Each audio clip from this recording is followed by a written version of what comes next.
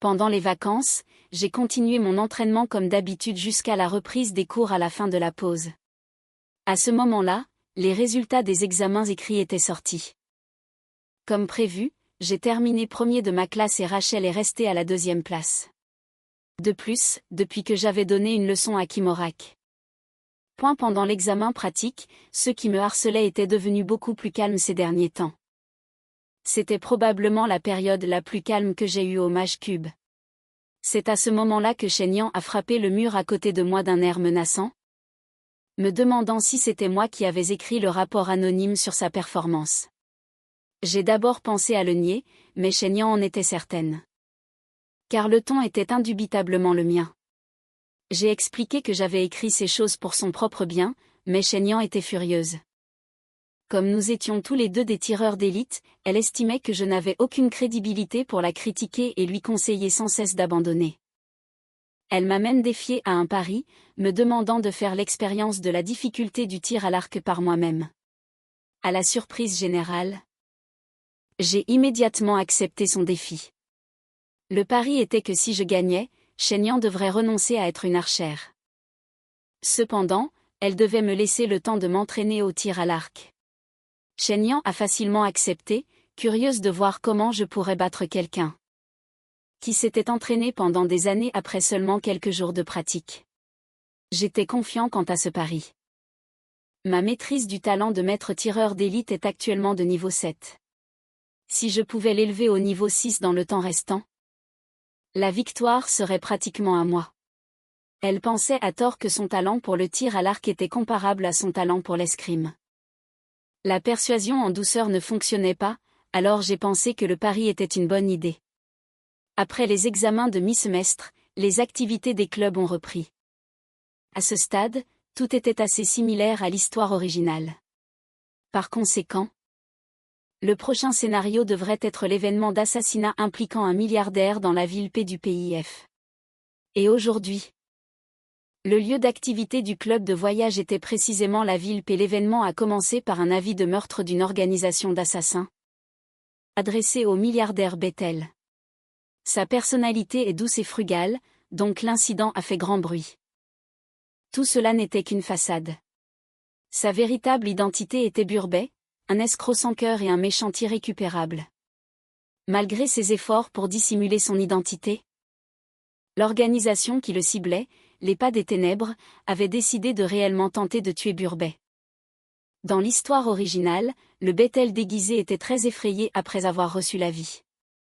Heureusement, lors d'une réunion, Bethel a surpris le président du club de voyage, Anien, en train de planifier d'amener des étudiants dans la ville P entendant qu'il n'avait pas encore trouvé de logement convenable.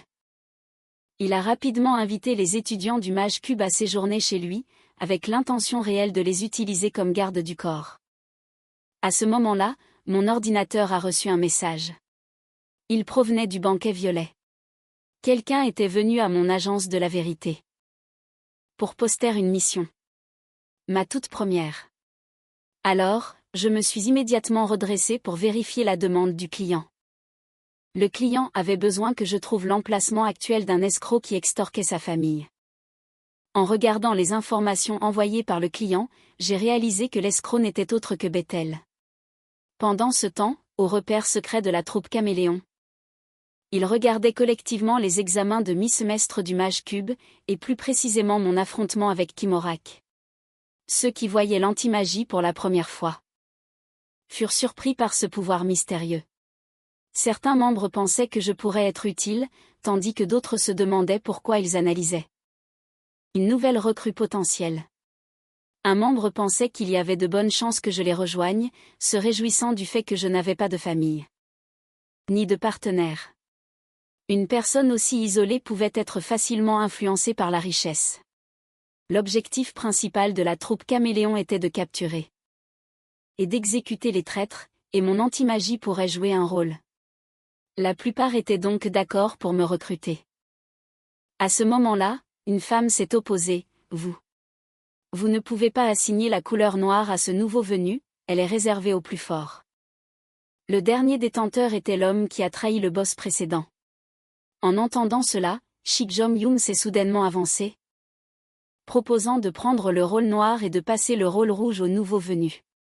Cela a rencontré l'opposition de beaucoup, qui pensaient que Shik Jong-young était trop stupide et pas le plus fort. Les opinions étant partagées, Jun a suggéré qu'il vote comme d'habitude, laissant la minorité se plier à la majorité.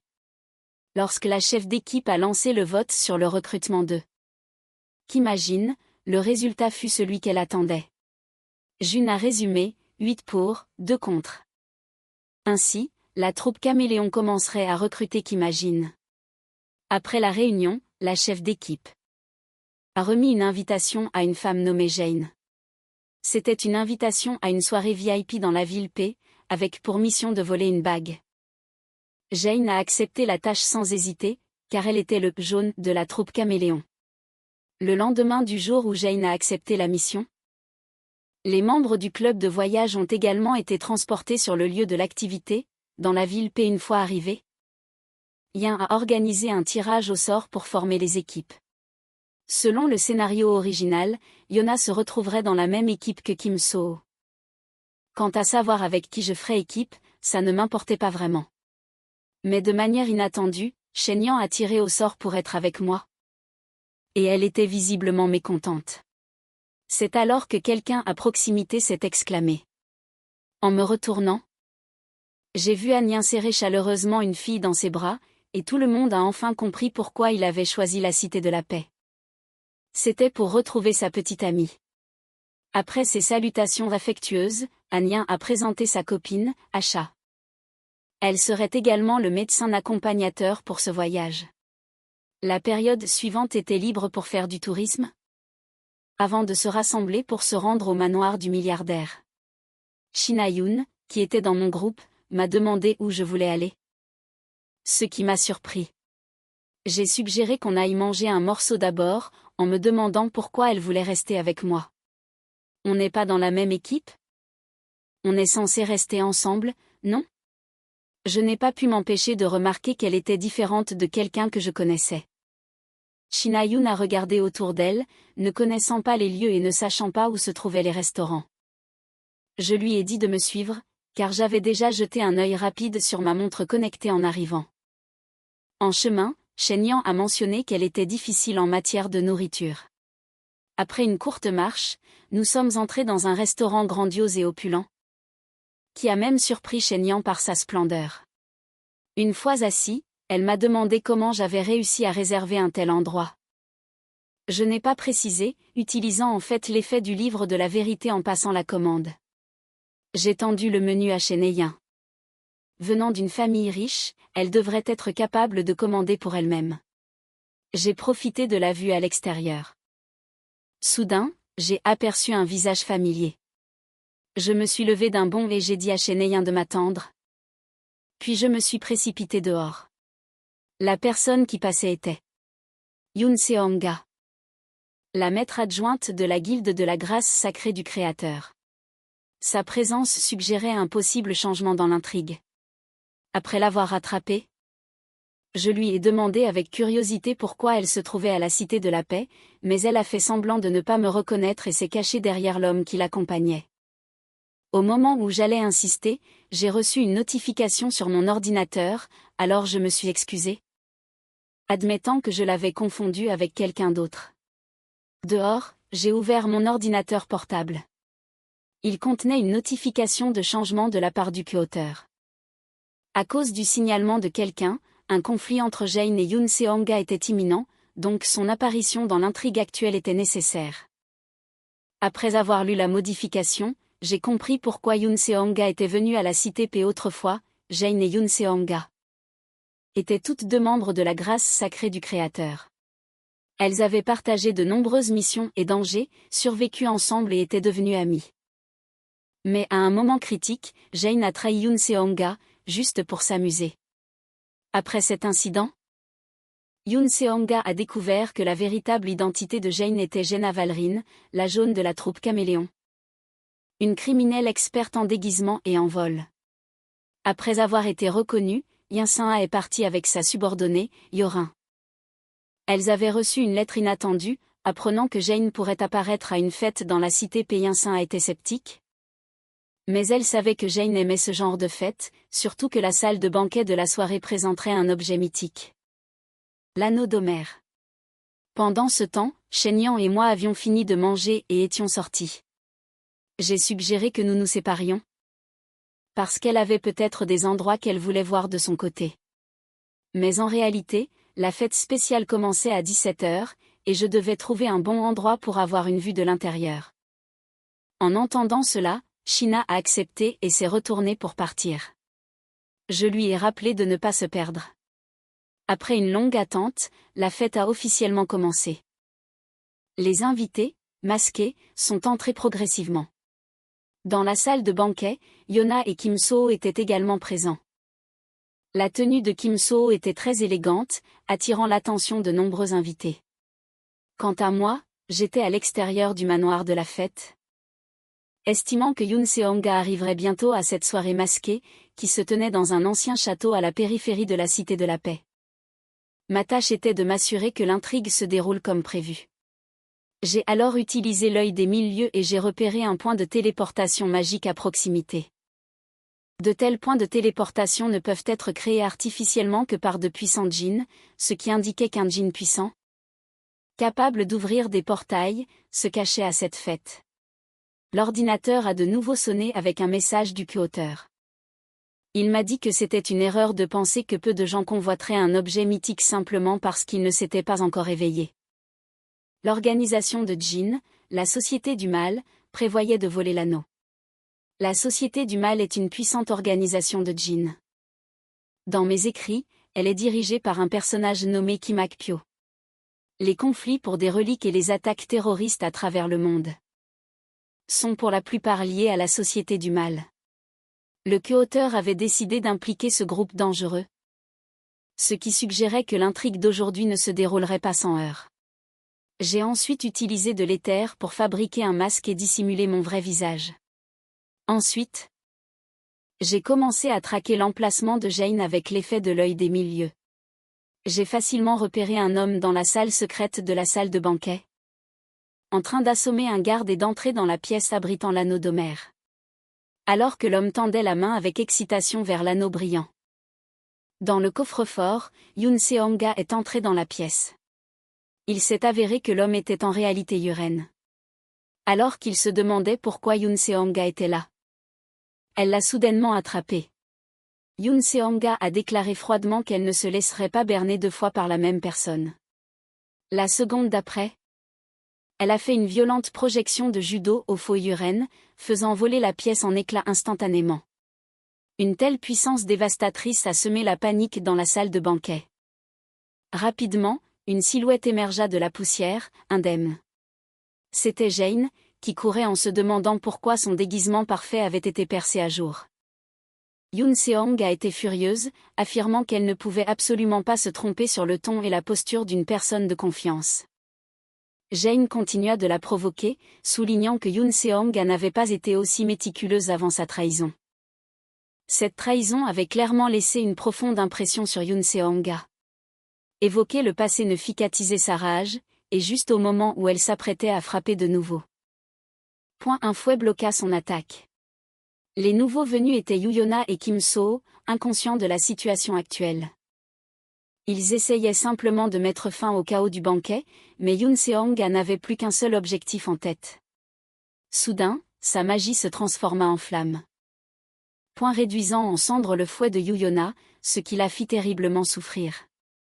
Au moment où Yoon Seong-ga détruisit le fouet, Jane tenta de la frapper par derrière avec son épée, mais Yoon Seong-ga esquiva de justesse. Les deux déchaînèrent alors leur magie. Et entamèrent une bataille frénétique dans la salle de banquet. Tout en bloquant les attaques de Jane, Yoon Seong-ga accumulait de la magie pour la projeter au loin. Son équipement fut pulvérisé. Alors que Jane était sonnée, Yoon Seong-ga se précipita pour lui porter un coup fatal, mais Kim So-ho intervint juste à temps. Constamment interrompue, Yoon Seong-ga était furieuse. Jane, pendant ce temps, suait à grosses gouttes de peur. Leur combat avait blessé de nombreuses personnes dans la salle, et Kim So-ho ne pouvait plus les laisser s'en prendre aux autres. Pourtant, voyant une opportunité Yoon Seong-ga n'abandonna pas et choisit de forcer le passage, repoussant Kim So-ho d'un coup de pied. Quand elle regarda de nouveau, Jane avait déjà pris la fuite. Cela rendit Yoon Seong-ga folle de rage, tandis que Jane lui disait joyeusement au revoir. Mais juste au moment où elle savourait sa joie, une énergie de djinn massive apparut derrière elle, de plus en plus intense. Prise par surprise, Jane vit que l'anneau était déjà dans la poigne d'une griffe démoniaque. Le djinn qui venait d'arriver était Silas, de la Société du Mal. La situation dans la salle de banquet était compliquée, et l'anneau ne devait en aucun cas tomber entre des mains démoniaques. Pendant ce temps, Shen Yang était complètement perdue. Même en suivant la carte de sa montre connectée, elle ne parvenait pas à retrouver son chemin. Elle songea à se plaindre au fabricant, avant de réaliser que c'était l'entreprise de son père. Elle essaya de contacter Yona. Mais n'obtint aucune réponse à ses appels ou ses textos. Dans la salle de banquet, tout le monde fut surpris par l'apparition du djinn. Mais Yoon Seong-ga retrouva rapidement son sang-froid. Elle pointa son épée vers Silas et déchaîna toute sa puissance magique. Exigeant qu'il lâche l'anneau. En réponse, Silas ricana, disant que ce n'était pas quelque chose qu'ils étaient dignes de posséder. Il devait donc appartenir à la Société du Mal.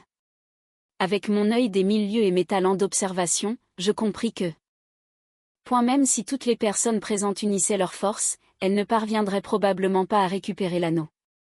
Heureusement, j'étais préparé au pire. J'ai alors transformé mon éther en une longue corde, les rapidement enroulés et les lancés vers l'anneau dans la main du djinn. Dans la salle de banquet, l'attention de Silas s'était entièrement tournée vers Yoon Seong-ga et les autres, tandis qu'elle se montrait encore suffisante. Ma corde d'éther a visé avec précision et a saisi l'anneau. D'une traction puissante, je l'ai arraché de sa prise. Silas s'arrêta, stupéfait, puis entra dans une rage folle. À cet instant, Yoon Seong-ga et Yuna réagirent rapidement, profitant de la distraction de Silas. Pour lancer une attaque de toute leur force. J'ai rapidement mis l'anneau en sécurité pour garantir sa protection. Alors que je me préparais à la contre-attaque de Silas, j'ai soudain senti une vague de magie puissante.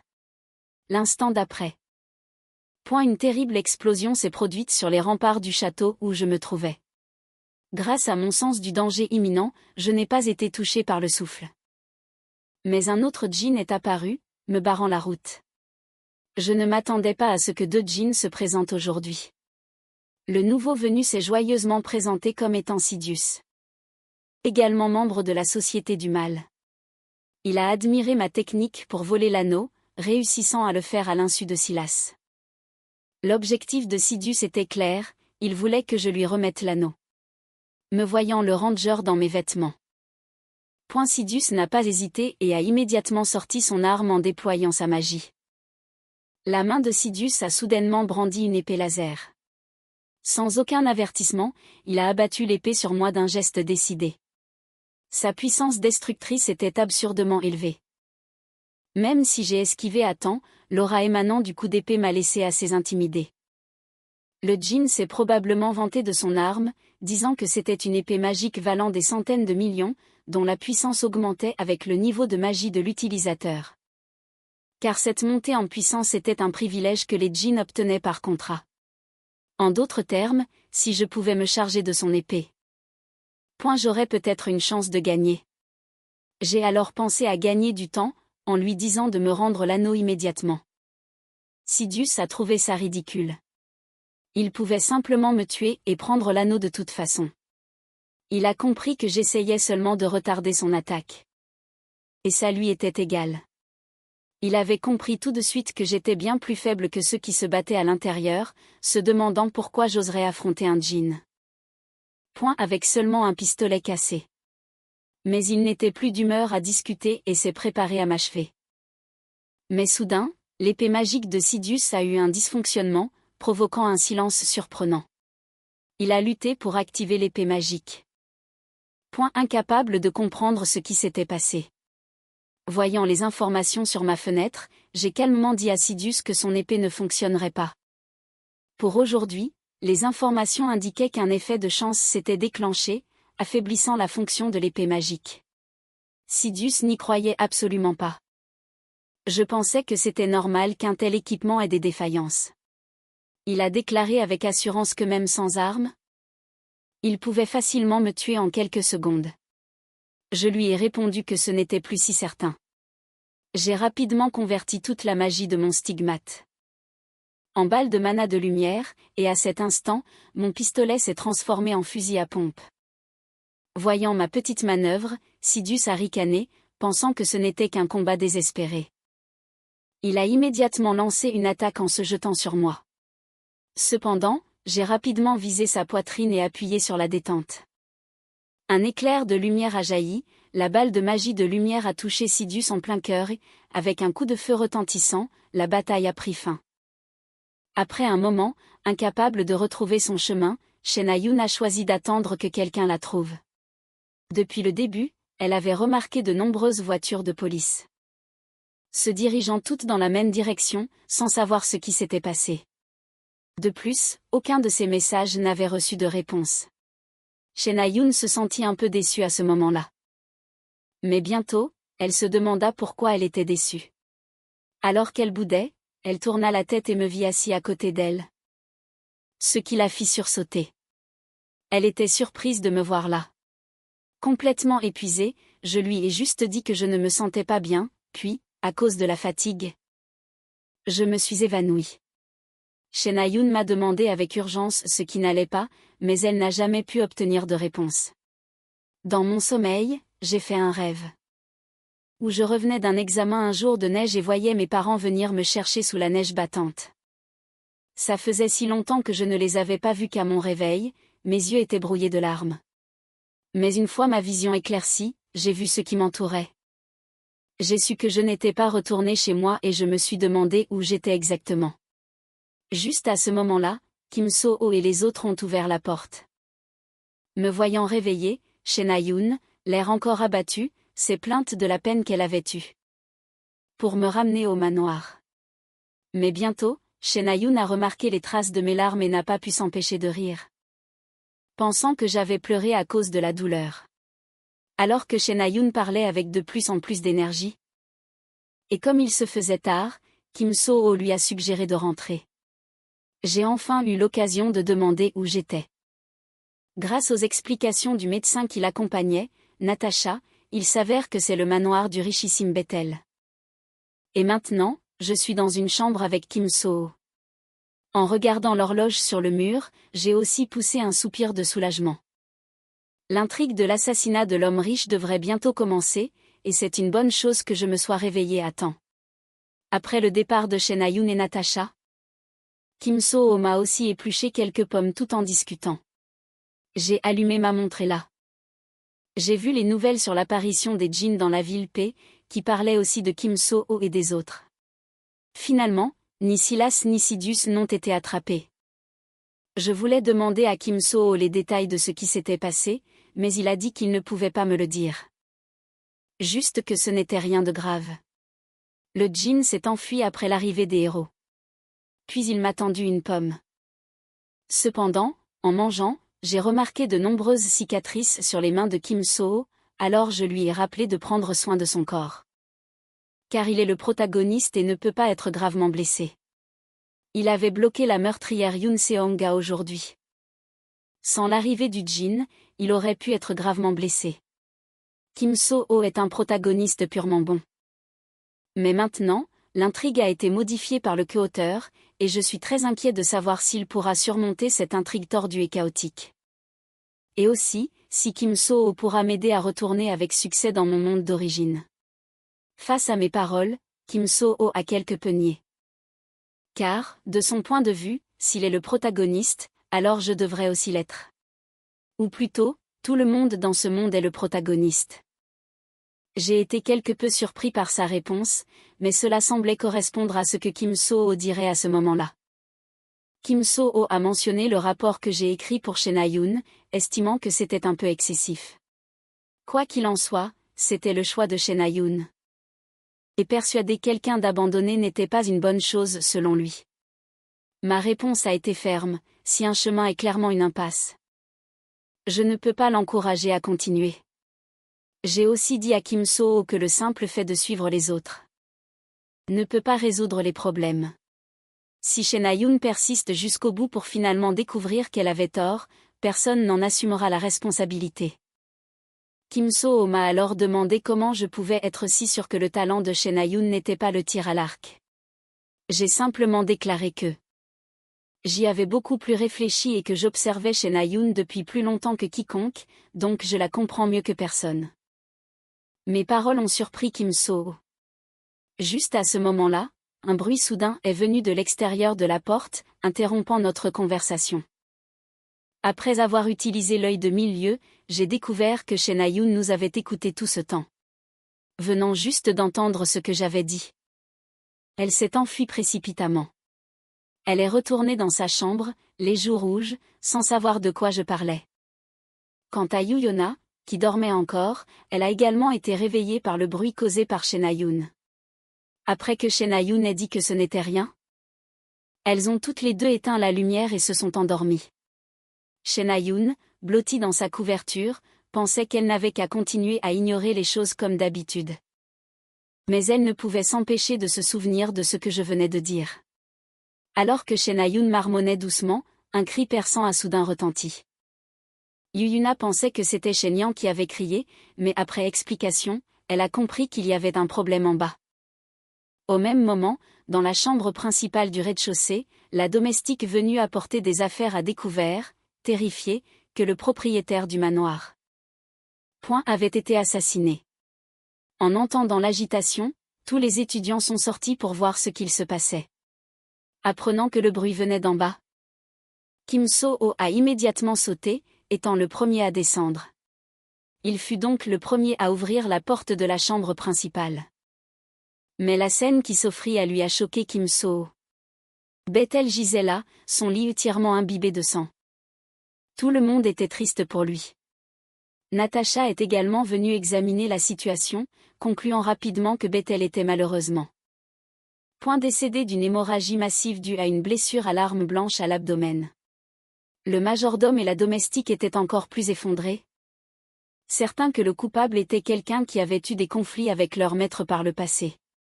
Alors que tout le monde présentait ses condoléances, Natasha a demandé à tout le monde de retourner dans leur chambre et d'attendre l'arrivée de la police. Cependant, j'ai soudainement allumé les lumières. Ce qui a surpris tout le monde, ébloui par la lumière vive. Je me suis ensuite approché nonchalamment du chevet de Bethel. Natasha s'est précipitée vers moi, me demandant de ne pas altérer la scène de crime, mais j'ai sorti un pistolet avec détermination. Kim So-ho et Anien sont restés bouche bée, et Shen-Yang a pensé que j'étais devenu fou. Mais je ne me souciais absolument pas de leur avis. J'ai pris une profonde inspiration, observant la scène, prêt à révéler la vérité derrière cet assassinat. Puis j'ai déclaré calmement que Natasha mentait. Car Bethel n'était pas encore mort. Dans le roman, le méchant Burbet, ayant échappé à un assassinat en simulant sa mort, était devenu le grand stratège du malheur. Comme c'était un personnage de méchant, je n'avais fait qu'improviser. L'éliminer maintenant était la meilleure option. Après ma discussion avec Kim So-ho, j'avais déjà pris ma décision. L'intrigue étant déjà tordue et incertaine, il n'y avait pas besoin de s'inquiéter, car Kim So-ho serait capable de surmonter cette incertitude. J'ai donc dit à tout le monde que Bethel était actuellement dans un état de mort simulée. En entendant cela, Tasha s'est empressée de protester, affirmant que son diagnostic médical était bien plus précis que le mien. Face à cela, j'ai énuméré les points suspects. Premièrement, les blessures sur le corps de Bethel. Elles étaient trop peu profondes pour avoir été infligées par quelqu'un poignardant de haut en bas. Ensuite, il avait beaucoup trop saigné. Les seules blessures mortelles auraient dû être au cœur, et pourtant, le sang avait imbibé tout le lit. Et s'était même écoulé sur le sol. Quant au dernier doute, j'ai sorti un avis de recherche international au nom de l'escroc Burbet. Puis j'ai dit à tout le monde que les deux hommes se ressemblaient comme deux gouttes d'eau. En entendant ça, Natasha a immédiatement paniqué. Elle a demandé au majordome de contacter la police et une ambulance, tout en déclarant que nous ne devrions pas faire de suppositions hasardeuses et attendre les experts. Pour obtenir un résultat précis. Mais je ne lui ai pas répondu. À la place, j'ai levé mon pistolet, le pointant sur Bethel, sur le lit. Le son de l'arme que je rechargeais a figé Natacha sur place, stupéfiant tout le monde. J'ai dit froidement, je vais compter jusqu'à 3, puis je tirerai. Après tout le monde a confirmé la mort de Bethel, donc un tir de plus ne devrait pas avoir d'importance. En entendant cela, Natacha a demandé aux étudiants de m'arrêter de toute urgence, mais j'avais déjà compté jusqu'à 1. Au moment où j'allais tirer, Natacha a soudainement poussé un cri de folie et a sauté sur le lit pour protéger Bethel. Elle m'a supplié de ne pas tirer, révélant que Bethel était en réalité son père. Face à cette révélation, Agnon était incrédule. Le majordome a tenté de s'éclipser discrètement, mais j'ai tiré un coup de feu pour l'arrêter la seconde d'après. J'ai ensuite ordonné au majordome de contacter immédiatement les héros, leur signalant que nous avions capturé un criminel recherché. Une fois les héros arrivés, ils ont confirmé que Bethel était bien un criminel en fuite. Natacha a été emmenée pour avoir orchestré cette scène de fausse mort avec lui. L'assassinat n'était qu'une mascarade. Une mise en scène dirigée et jouée par Bethel, alias Burbet, qui a commis des crimes graves et est recherché dans toute la région du Nord-Ouest. Il se trouve que Natacha avait amené les étudiants crédules du Cube, alors il a concocté ce plan. Malgré le coût élevé du médicament qui induit un état de mort simulé, Tasha, étant médecin au Cube, a facilement obtenu ce produit. Ils avaient également soudoyé toute la police des banlieues de la ville de P. Ils prévoyaient de remplacer plus tard le corps de Bethel par un cadavre similaire qu'ils avaient préparé.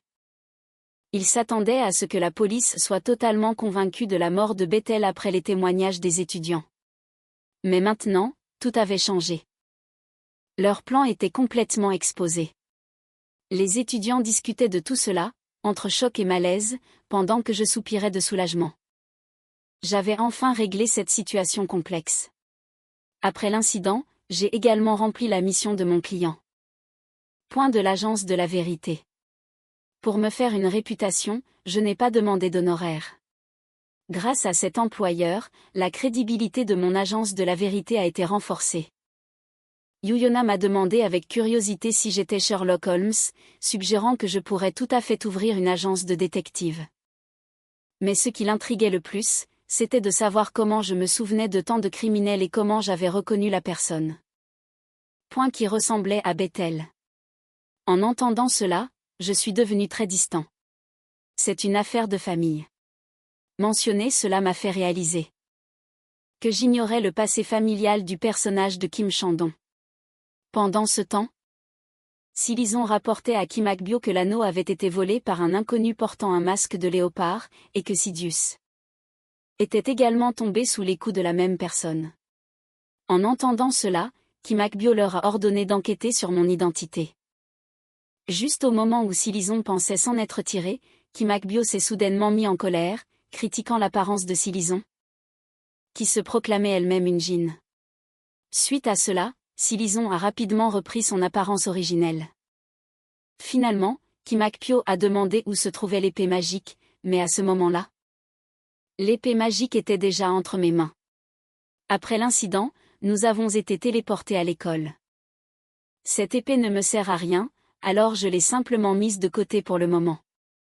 Maintenant, je dois examiner cet anneau. Pour l'activer, une certaine quantité de puissance magique doit y être injectée. Cependant, il suffit d'utiliser DSP pour modifier une phrase. Après avoir activé l'anneau d'Homère avec DSP, ses effets cachés se sont révélés. L'anneau hérite des capacités d'Homère, améliorant l'intelligence et la puissance magique de son porteur. De plus, ce n'est pas un objet lié, il peut être offert à d'autres. Ma magie n'est pas suffisante, mais si quelqu'un comme Kim So-ho ou Shen Ayun l'utilisait, il pourrait manifester une puissance encore plus grande. Surtout pour Shen Ayun, qui a plus de puissance magique que Kim So-ho. Dernièrement, mes statistiques ont augmenté. Bien que la compétence d'archer nécessite de l'entraînement, elle s'est améliorée avec la pratique. Je fais maintenant face à une barrière de progression et j'anticipe que franchir cette limite demandera de grands efforts. Heureusement, avec ma force actuelle, je devrais être capable de gagner le pari de tir à l'arc contre Shen Ayun. Je me souviens aussi de devoir enquêter sur la situation de Kim Choi-dong. Le co-auteur n'aurait pas laissé son passé inexpliqué, même si dans mon roman, il n'est qu'un simple figurant. Dans ce monde, il doit être une élite. Il est très probable que ses parents ne soient pas des personnages insignifiants. J'ai choisi un bureau au banquet violet, dirigé par l'expert en enquête Eugène Hugh. C'est un des meilleurs experts du secteur. Capable d'enquêter de manière approfondie sur le passé d'une personne, c'est pourquoi ses honoraires sont assez élevés. Juste au moment où j'allais passer commande, je me suis souvenu que je n'avais plus d'argent à cause de mes récents investissements. Alors, à contre-cœur, j'ai décidé d'attendre d'avoir les fonds. À ce moment, Évangèle s'agitait vigoureusement, c'était l'heure de son repas. Simultanément, Youyona a soudainement passé un appel téléphonique, contactant son oncle, Yoo Jin-hyuk. Youyona est également très intéressée par mon passé familial. Elle prévoit donc de demander à son oncle d'enquêter. Cette décision a aussi été prise parce que, sur le chemin du retour, Youyona a fait des suppositions à mon sujet. Elle pense que ma capacité à me souvenir des visages de tant de criminels vient d'une terrible tragédie que j'aurais vécue. Mais que, ne sachant pas qui était le principal coupable, j'ai fermement mémorisé les visages sur les avis de recherche. Combiné à mon passé d'orphelin, il est très probable que mes parents ou des proches aient été assassinés. Bien que ce ne soit que ses suppositions, Yona pense que si elle peut aider à découvrir la vérité sur mon passé caché, les chances de réussir à me recruter dans sa guilde augmenteraient considérablement. Pendant ce temps, Eugène Hugh a également reçu un appel de Youyona. En entendant la voix de sa nièce, il était à la fois heureux et surpris. Youyona a exprimé son souhait de mandater son oncle pour enquêter sur quelqu'un et elle a commencé à fournir quelques informations de base sur moi. Eugène Hugh possède la capacité de fouiller dans le passé. Donc enquêter sur le passé de quelqu'un ne devrait pas être un problème. Quelques jours plus tard, je me suis téléporté dans un pays prêt à faire face à de nouvelles tâches et défis. Toute la région est maintenant couverte d'une épaisse couche de neige. J'étais encore en train de profiter du magnifique paysage, quand soudain une grosse boule de neige m'a frappé au visage. La coupable était Shena Yoon, qui a déclaré haut et fort que c'était intentionnel. La raison pour laquelle nous sommes venus ici est qu'après la reprise des activités de Club au Cube, le club de chasse a emmené tout le monde dans une villa dans les vallées du pays N pour commémorer le retour des activités. Le club a également préparé un petit événement, avec des drapeaux portant des classements cachés dans toute la forêt enneigée, chacun étant lié à des récompenses correspondantes. Ensuite, nous avons tiré au sort pour la formation des équipes, une fois de plus, Shena Yoon et moi nous sommes retrouvés dans le même groupe. En chemin, Shena Yoon s'est demandé pourquoi je ne portais qu'un manteau fin. J'ai expliqué que c'est un manteau fonctionnel, fabriqué par un artisan de la famille impériale britannique, capable d'autoréguler sa température. Bien sûr, un article aussi luxueux était hors de ma portée après mes investissements, et ce manteau était un cadeau de Rachel. En remerciement de l'avoir sauvé pendant les examens de mi-semestre. Elle a vraiment bon cœur. Si seulement j'avais pu créer plus de personnages comme Rachel. En continuant notre marche, Shena Yoon a bientôt repéré un drapeau sur le sommet, et c'était le drapeau de la première place de l'événement. Je me suis dit qu'aucun idiot n'irait grimper là-haut, mais non seulement Shena Yoon a grimpé, mais elle m'a aussi fait signe de la rejoindre. En voyant ça, j'ai soupiré puis j'ai sorti une dague. Nian était curieuse de savoir ce que j'allais faire. J'ai concentré le pouvoir magique de mon stigmate dessus. Puis j'ai lancé la dague avec force vers le haut. Peu importe la direction dans laquelle le couteau volait, tant que je manipulais légèrement la magie dessus, je pouvais facilement faire tomber le drapeau. Cheyenne était abasourdie par cela. Elle s'est approchée lentement et a ramassé le drapeau. Elle a couru avec enthousiasme pour voir quelle était la récompense. Attachée au drapeau, il y avait une note, et la récompense était une faveur de la part de Yoon Seong-ga, ainsi que son numéro de téléphone. Comparé à l'excitation de Cheyenne, j'étais sans voix, m'attendant à quelque chose de mieux. J'ai alors tendu la récompense à Cheyenne. Ce qui l'a surprise, car c'était le numéro de téléphone de Yoon Seong-ga, la vice-maîtresse de la guilde Grâce Sacrée du Créateur. J'ai dit à Cheyang que je n'en avais aucune utilité et je le lui ai donné. Tenant la note, Cheyang est restée silencieuse un moment. Puis elle me l'a rendue en disant, « Si tu n'en as pas l'utilité non plus, alors laissons tomber. » Quand nous sommes revenus, nous avons aussi trouvé le drapeau de la 4e place. Le soir, tout le monde s'est rassemblé pour manger et je me suis chargée du barbecue. Dans le monde d'où je venais, j'avais aidé au restaurant de barbecue de ma tante, donc j'étais assez douée pour ça. Pendant notre discussion, nous avons abordé le fait que les étudiants de première année allaient bientôt passer leurs examens finaux. Et une aînée de 2e année nous a avertis de ne faire confiance à personne pendant la période des examens, car la difficulté était très élevée. Et elle avait vu beaucoup de gens craquer à cause de ça. J'ai continué en avertissant tout le monde de se méfier des classes de redoublants du cube, car ces gens-là sont dangereux. Comme l'a dit l'aîné, la classe de redoublants est composée d'étudiants qui n'ont pas réussi à passer au niveau supérieur. Dans le roman, 20% des élèves de la classe de redoublants passent des pactes avec des djinns, ce qui en fait un groupe à haut risque. Selon l'intrigue, ils provoqueront des troubles majeurs pendant ces examens finaux. Avec l'interférence du Q-auteur, le pourcentage de ceux qui passent des pactes avec les djinns pourrait même être plus élevé. Après le barbecue, tout le monde a commencé à jouer au loup-garou. Pendant toute la partie, tout le monde n'arrêtait pas de dire que Cheyang était le loup-garou, me regardant comme si j'étais le cerveau de l'opération, ce qui l'agaçait. Le soir, je suis sortie seule pour profiter de la vue. Cela faisait longtemps que je ne m'étais pas senti aussi heureux. C'est à ce moment-là qu'un nouveau message est arrivé sur mon ordinateur. Apparemment, quelqu'un avait posté une mission à mon bureau. J'ai alors utilisé le livre de la vérité et une multitude de messages ont inondé mon esprit. C'est toujours un processus douloureux. Mais heureusement, j'ai réussi à obtenir des réponses. Le client a également été très rapide. Après avoir éteint l'ordinateur, je me suis assis seul, en silence, contemplant de temps en temps le paysage lointain. J'avais l'habitude de fumer. Quand j'étais seul dans ma location, et j'ai presque levé la main inconsciemment avant de me souvenir que j'avais arrêté de fumer après être entré dans ce monde de livres. Mais mon geste habituel a été remarqué par Cheyang derrière moi, qui s'en est servi pour me taquiner, disant que je devais être un petit délinquant avant. Cheyang voulait savoir si j'étais vraiment sûr de pouvoir la battre. J'ai répliqué en lui demandant si elle aurait le courage d'abandonner le tir à l'arc si elle perdait. Elle n'a pas répondu, parce qu'elle ne croyait pas qu'elle allait perdre. Je lui ai dit de retourner dormir, et alors qu'elle partait, Cheyang s'est moqué de moi de manière immature avant de s'en aller. Le lendemain, près d'un orphelinat, Yeo Jin-hyuk a utilisé ses capacités et a attendu, caché. Alors que sa magie était sur le point de s'épuiser, il a finalement vu une silhouette à la porte de l'orphelinat, portant un bébé qui a été délicatement déposé sur le seuil.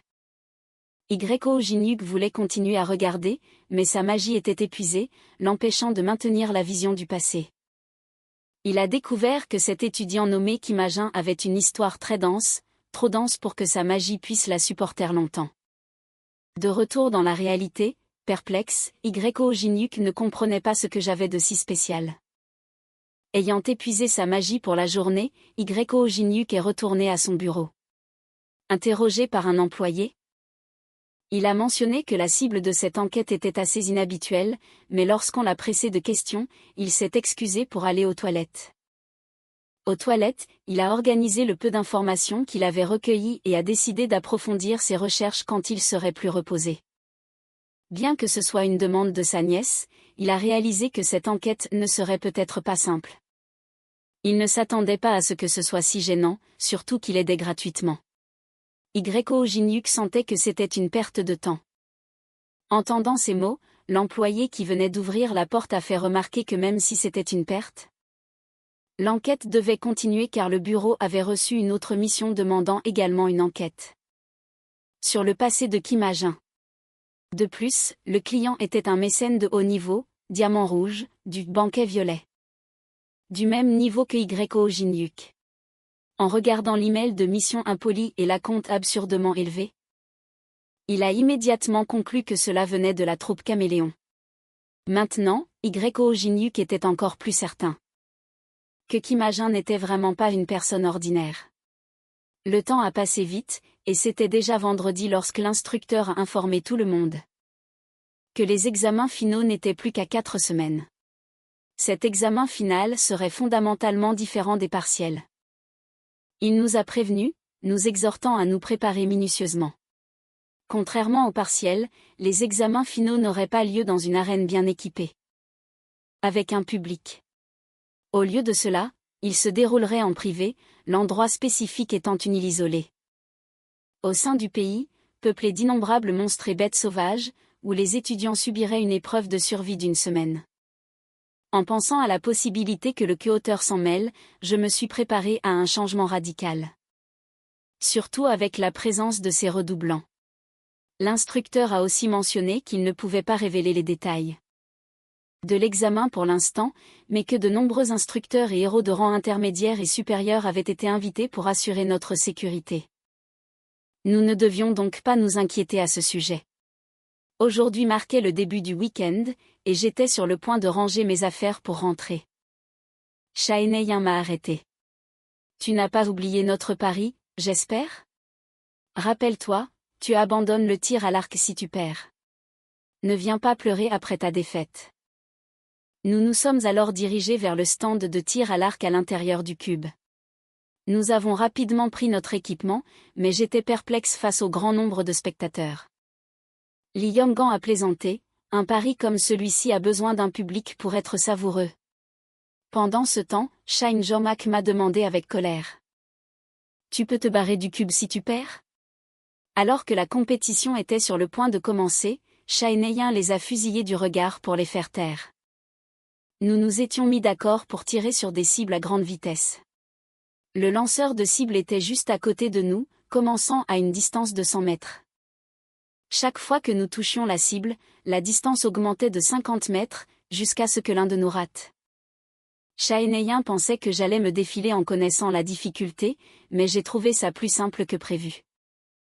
Au début de la compétition, Chaeneyin et moi avons tous les deux bandé nos arcs, lorsqu'elle a donné le signal, nous avons tiré.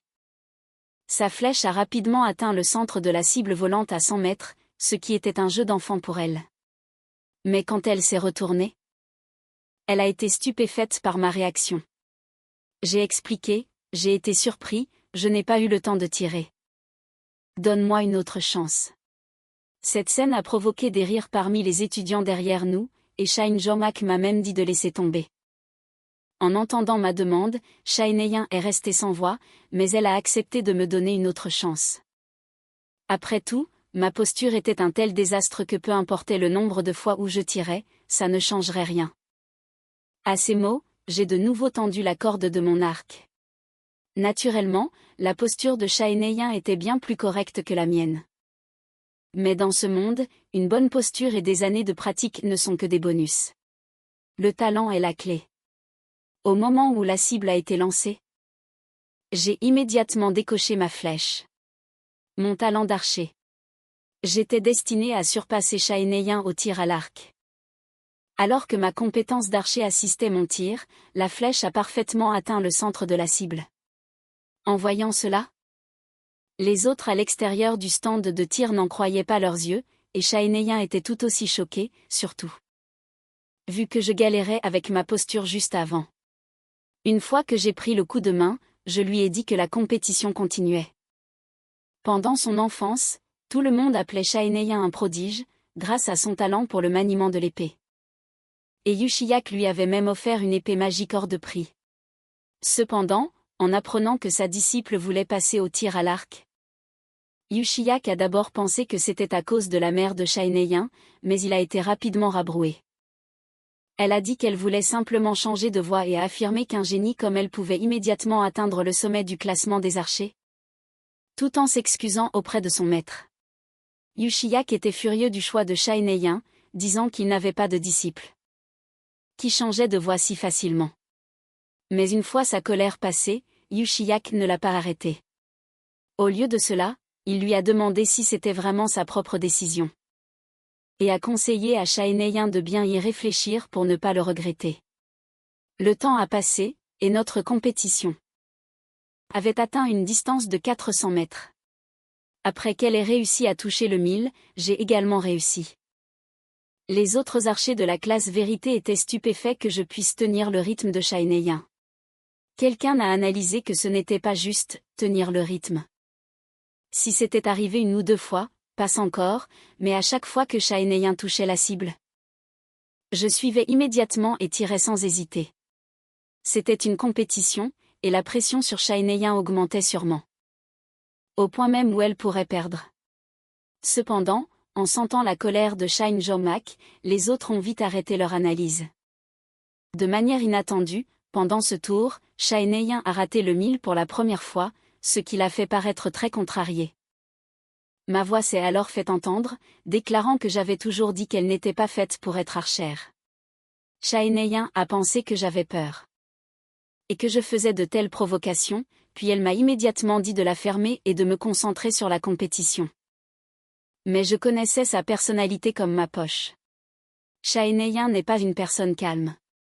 Même la plus petite provocation pouvait la mettre en colère et ébranler sa confiance. Clairement, ce tempérament n'est pas adapté pour une archère, pourtant elle continuait par peur. « As-tu peur de te battre à l'épée ?» Ces mots ont complètement rendu Chaeneyin furieuse. « Tu ne fais que te trouver des excuses. En essayant de te convaincre que même avec un arc, tu pourrais devenir le héros le plus redoutable, alors que tu as changé de voie en cours de route.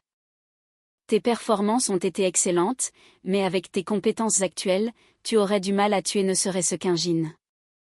Sans parler de la famille à venger. » Mes paroles ont perturbé l'esprit de Chaeneyin, lui faisant manquer la cible avec sa flèche suivante. Chaeneyin n'a même pas eu le temps de réagir que j'ai immédiatement enchaîné avec une autre flèche et réussi à atteindre le centre de la cible. Tout le monde avait les yeux écarquillés, personne ne s'attendait à ça. Une fois le pari terminé, Chaeneyin a rapidement pris la fuite. Tout le monde, inquiet, est parti à sa recherche. Finalement, Yona a trouvé Chaeneyin sur un banc dans un coin, l'air complètement abattu. Et Yona fut surprise d'entendre Chaeneyin pleurer, qu'Imagin m'aidait avant même si je savais que notre relation n'était pas très proche. Elle avait toujours pensé que je n'étais pas aussi mauvais que les rumeurs, mais pourquoi s'en prendre toujours à elle? Sur ce point, Yona ne comprenait pas non plus. Qu'est-ce que je gagnerais à dire de telles choses sur la famille de Chaeneyin? Mais soudain, le cerveau de Yona a fonctionné à toute vitesse. Elle a réalisé que moi et Chaeneyin étions tous les deux des talents prometteurs, et que si notre relation s'envenimait, elle ne pourrait recruter aucun de nous deux dans sa guilde. Immédiatement, Yona a commencé à parler un peu de mon passé. Elle a suggéré que, sachant que Kimagin était orphelin, ses actions pouvaient provenir d'une expérience commune avec toi, ce qui le pousserait à ressentir une profonde empathie. Yona a également partagé ses soupçons. Si Kimagin a provoqué un tel remue-ménage pour te réveiller, c'est peut-être parce qu'il veut que tu aies une vie meilleure. Après avoir dit cela, Yona s'est préparée à partir. Elle savait que ses paroles nécessitaient du temps pour être digérées. Restant assise un moment, Chaeneyin s'est souvenu de son enfance. Au début, son frère était lui aussi curieux de savoir pourquoi elle voulait devenir archère. Bien que Chae Jinyun ait confiance en sa sœur, il lui a fait promettre de réfléchir sérieusement à ce qu'elle voulait vraiment faire. Une fois prête, Chaeneyin a réalisé qu'elle avait depuis longtemps oublié la promesse faite à son frère. Pendant ce temps, une notification sur la fenêtre m'a laissé perplexe. Car elle indiquait que mes relations avaient changé. Quant à Chaeneyin, elle avait maintenant l'intention de redevenir elle-même. Tout en empruntant un chemin différent de celui que j'avais dépeint. Le lendemain matin, Yko Jinyuk a partagé les découvertes actuelles avec Yona. Mais il n'a pas mentionné la troupe Caméléon. Il a également exprimé que je pourrais être impliqué dans un important syndicat du crime. Et il a demandé s'il fallait poursuivre l'enquête. À cela, Mademoiselle Yona a déclaré qu'elle avait décidé de me recruter à tout prix. Pour rejoindre l'essence du détroit. En entendant cela, Yko Jinyuk fut surpris. Croyant à un malentendu, il s'est empressé de déclarer qu'en tant qu'oncle, Il ferait certainement un effort supplémentaire. Depuis le jour où beaucoup de gens ont assisté à ma compétition avec Shaineyan. L'événement s'était répandu dans toute l'école. Même un instructeur est venu me voir pour une discussion privée. La réaction a été si écrasante que je n'osais plus entrer dans la salle de classe. Je suis aussi venu tôt le matin pour me préparer à l'entraînement. Je pensais qu'il n'y aurait personne à cette heure, et pourtant, la scène dans la salle d'entraînement m'a surpris, car Shaineyan s'y entraînait déjà, seule. Et ce n'est pas tout, elle s'entraînait à l'épée et avait même coupé ses longs cheveux. À ce moment-là, elle m'a remarqué et a rapidement caché son épée. Curieux, je lui ai demandé pourquoi elle s'entraînait si tôt, ce à quoi Shaineyan a rétorqué, « Et alors ?» Puis, j'ai parlé de ses cheveux. En entendant que je pensais qu'elle les avait coupés parce qu'elle avait perdu un pari, Shaineyan est immédiatement devenue toute rouge. Et puis elle a expliqué que c'était à cause de la chaleur, insistant sur le fait qu'elle ne s'attarderait pas sur des questions aussi futiles. J'ai joyeusement commenté que cette coiffure lui allait bien. Et j'ai demandé si elle se sentait plus au frais. Sachant que je ne voulais pas lui faire de mal, Shaineyan m'a répondu sèchement. Ensuite, je suis partie, car j'allais aussi m'entraîner. Shaineyan s'est demandé ce que cela avait dû faire à Kim Ha-jin, l'épéiste. D'abandonner des années de pratique de l'épée pour passer à une autre arme. Et cette brève réflexion a fait grandir le pouvoir magique de Shaineyan. Elle a infusé sa magie dans l'épée, augmentant sa longueur jusqu'à ce qu'elle touche le plafond. Se rappelant maintenant ce que j'avais dit auparavant, Shaineyan ne pouvait s'empêcher de se demander, est-ce qu'il savait tout depuis le début? Le soir, j'ai acheté quelques tentes en préparation de l'examen final. Bien que les objets personnels soient vérifiés. À l'entrée du lieu de l'examen, c'est surtout pour chercher des armes de défense privée et ce genre de choses. Donc, les objets achetés devraient passer sans problème. La graine d'évangile me presse de la nourrir et dernièrement, la graine a grossi. Je pense qu'elle est sur le point de naître. Un nouvel évangile ressemble à un enfant de 3 ou 4 ans. Tant que j'utilise le pouvoir de la sorcière pour changer sa forme, elle devrait pouvoir vivre dans le dortoir avec moi. En pensant à ça, j'avais encore plus hâte qu'elle naisse. Pendant ce temps, dans un hôtel de la Villesse, la capitaine voulait se déguiser en étudiante. Pour infiltrer l'examen final, alors elle a demandé l'aide de Jane. Elle veut y entrer pour confirmer la force de quelqu'un. Et aussi pour récupérer quelque chose sur le lieu de l'examen. Voyant que la capitaine était décidée, Jane ne l'a pas arrêtée et a commencé à utiliser ses compétences. Ensuite, Jane a partagé les informations de l'identité déguisée avec la capitaine et lui a rappelé de tout mémoriser. En voyant le visage inquiet de Jane, la capitaine n'a pas pu s'empêcher de sourire. Prétendre être une étudiante n'est pas si difficile. Quelques jours plus tard, la capitaine, qui avait réussi son déguisement, se retrouvait face à la complicité de 2 camarades de classe. D'après les informations, elle comprenait enfin ce que signifiait l'amitié, cependant, cela ne lui posait pas trop de difficultés. Et elle jouait joyeusement le rôle d'une adolescente. Cependant, lorsque je suis apparue et que j'ai vu cette scène, le sang-froid de la capitaine a disparu. Je suis immédiatement resté silencieux, l'observant attentivement, son déguisement ne pouvait pas me tromper. La capitaine a su, à mon regard, que j'avais vu cette scène embarrassante. À force de la fixer, les 2 autres filles m'ont remarqué. J'ai alors rapidement tourné les talons et je suis partie. Une fois arrivée à ma place, je ne comprenais toujours pas la situation. L'apparition de la capitaine m'a surpris, et elle a continué de traîner à l'école les jours suivants. Plusieurs jours plus tard. Après l'examen écrit de fin de trimestre, c'était l'heure de l'examen pratique final. J'avais observé la capitaine récemment. Déguisée en Shai-Ojin, je pensais que la capitaine, comme dans l'histoire originale, disparaîtrait après les examens de mi-session. Bien que j'ignore la raison, il vaut mieux que je la surveille. Et je pourrais aussi gagner des points SP au passage. Même si j'ai essayé de me rapprocher d'elle ces derniers jours, tout ce que j'ai eu en retour, je crois, c'est une bouteille de coca. La capitaine est probablement là pour enquêter en profondeur sur Kim So et Shine Jong-mak. Une fois tout le monde rassemblé. L'instructeur a commencé à annoncer les règles. Les règles de l'examen final étaient simples, en substance. Il s'agissait de survivre 5 jours sur une île lointaine et de gagner des points pendant cette période. Les points pouvaient être obtenus. Points en éliminant des monstres sur l'île ou en volant d'autres étudiants. Les étudiants pouvaient également échanger des points entre eux. On pouvait aussi voler le badge d'un examinateur, qui valait 200 points. Bien sûr, je pense que personne ne voudrait tenter le coup. Car tous les examinateurs sont des héros en activité. Ensuite, nous avons été assignés à des endroits spécifiques sur le bateau. Peu de temps après, tout le monde avait débarqué. J'ai trouvé Rachel dans la foule et je lui ai immédiatement demandé si elle voulait faire équipe avec moi pour l'examen final. J'ai fait ça parce qu'elle a débarqué avec moi, et je pense que ce n'est pas une coïncidence, avec les récents changements des co-auteurs. Elle est probablement la personne la plus en danger dans cet examen final. Mon invitation a surpris Rachel. Mais habituée à se battre seule, elle a quand même refusé.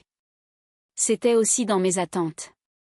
Au cas où, je partagerai ma position avec toi. Voyant cela, Rachel a accepté ma gentillesse. Alors que l'examen se poursuivait jusqu'au soir, Chaheenayan était toujours en train de chasser.